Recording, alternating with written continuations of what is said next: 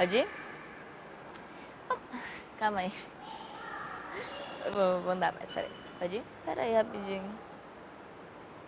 Estranho. Tá, vai.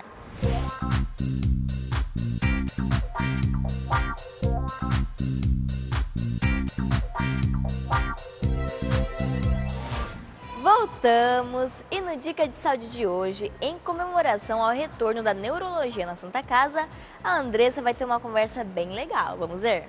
Pode falar, Andressa. Olá, Gi! Hoje o nosso Dica de Saúde já está no ar, comemorando o retorno da nossa neurologia. Temos uma entrevista muito interessante sobre AVCs. Convidamos o nosso médico neurologista, Dr. Vitor Pugliese Marques, para explicar tudo sobre a doença.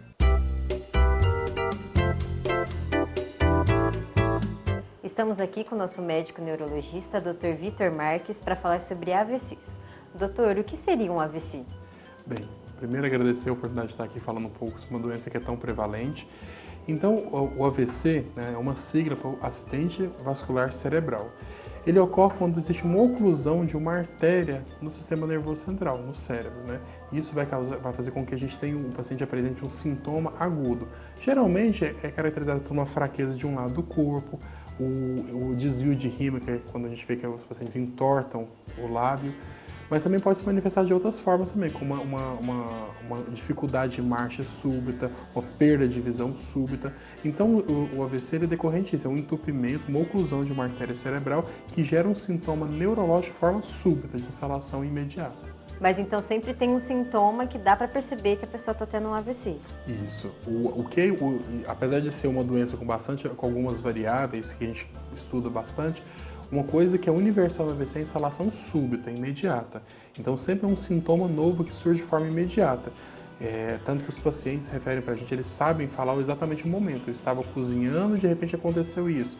Eu estava sentado assistindo determinado programa de televisão, aconteceu isso. Estava ouvindo determinada música, tal horário, aconteceu isso. Ou eu dormi e acordei desse jeito. Então, uma instalação súbita.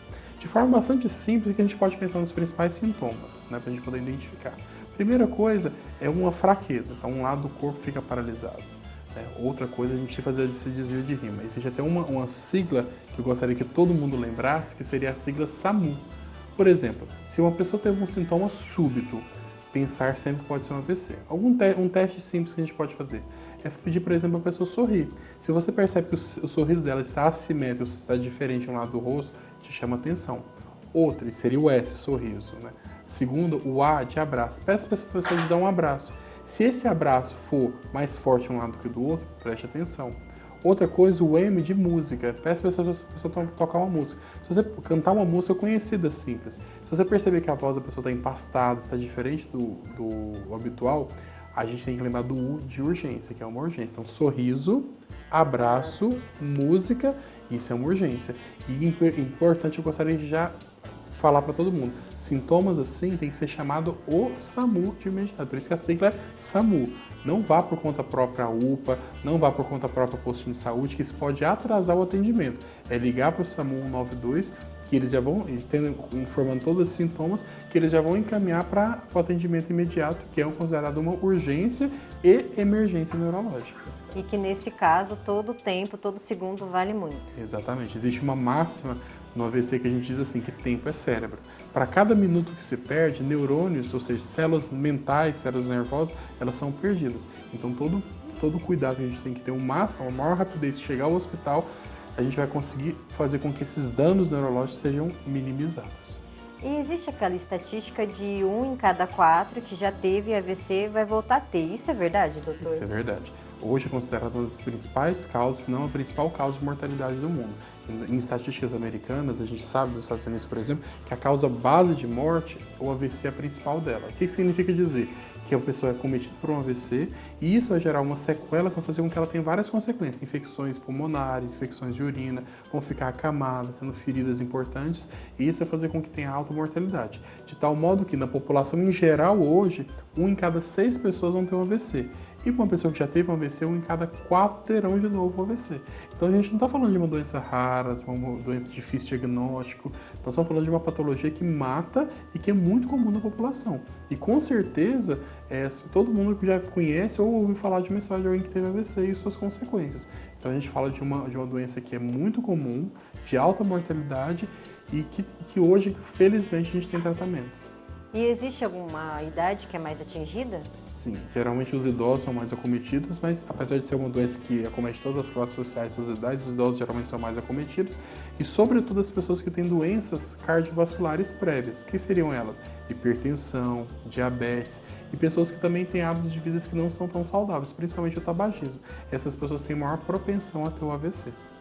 E doutor, já diante dessas estatísticas, acho que todo mundo ficou muito preocupado. Existe uma prevenção? Existe. Se a gente consegue ter bons hábitos de vida, a gente diz que existe uma prevenção primária, né? Significa que se a gente controla bem a pressão alta, o diabetes, muda o estilo de dieta, né? Principalmente quando a dieta é mais rica em frutas, em verduras, que se a gente conseguir diminuir riscos, né? Como o etilismo, ou seja, o alcoolismo exacerbado, suspender o tabagismo, isso a gente consegue já prevenir o AVC. Essa é a prevenção primária que a gente fala, que não previne só o AVC, previne várias doenças, principalmente o infarto também, que é outra doença que é muito acometida. E existe também a prevenção secundária, que as pessoas que tiveram AVC e que mudam o estilo de vida, que conseguem fazer toda essa mudança de estilo de vida e fazer as medicações que a gente indica depois no pós-alta tudo, junto com a reabilitação, a gente consegue diminuir até 80% a 90% de ter um novo AVC. Então, tanto prevenir o AVC de forma primária, por meio da prevenção das doenças, quanto secundária também é muito importante. Ganhando qualidade de vida, né? Com certeza, viu? E como é que fica esse tratamento? Seriam essas medicações? Isso. Para todo paciente que tem, a primeira coisa, a gente tem o tratamento do AVC hoje, ele é em 2 fases. A gente tem um tratamento na fase aguda, em que o paciente, nos primeiros sintomas, ele tem que vir ao hospital. Vindo ao hospital, ele já é recepcionado pela equipe de emergência, os cuidados já são instituídos. Feito esse primeiro atendimento, geralmente o paciente ele passa por uma internação hospitalar. Nessa internação, a gente vai conseguir minimizar todos os danos neurológicos, fazer várias proteção neurológica mesmo. E a gente tem algumas medicações, geralmente passa por 2 classes de medicações, antiagregantes e estatinas, né? Que diminuem o colesterol, que já evitam que outros coágulos se formem, né? Passado esse período de internação hospitalar, a gente passa um segundo momento, um período de reabilitação, em que se faz fisioterapia, fonoaudiologia, terapia ocupacional, conforme caso a caso, e a gente passa as medicações adequadas para isso. E institui as mudanças de estilo de vida. Se a gente conseguir fazer toda aquela prevenção, tem essa estatística de 80% a 90% de diminuição da recorrência do AVC. Então, cada vez mais é importante a gente entender que é uma emergência, que a gente tem que ver nos primeiros sintomas já para o hospital, para passar por toda essa etapa, mas que no pós-alta também a gente possa ter todos esses cuidados. Por isso a gente fala que hoje no AVC não é um tratamento do neurologista, ou não é um tratamento de determinada especialidade, é um conjunto. Passa desde a prevenção primária até o atendimento rápido de emergência e no pós-alta também a reabilitação e prevenção secundária da doença. E recentemente agora a gente comemorou essa notícia de que o paciente que teve esse sintoma pode agora vir para a Santa Casa, né, doutor? Com o retorno da nossa neurologia. Isso, com o retorno da neurologia a gente tem toda a equipe especializada, todos os nossos neurologistas eles têm bastante experiência com AVC e eles podem dar esses cuidados na fase aguda já, né? A gente está instituindo agora nós estamos passando por um processo de mudanças. Então, que a gente vai colocar os protocolos nas emergências, não só de AVC, de várias coisas, de várias doenças da neurologia, mas principalmente o AVC, para que a gente possa atender de forma rápida e cada vez mais instituir os melhores tratamentos. A gente tem alguns planos aí no futuro, que nós vamos anunciar futuramente, mas da gente poder fazer esse tratamento na fase aguda e também reestruturar alguns locais do hospital para que a gente possa ter um atendimento especializado no AVC.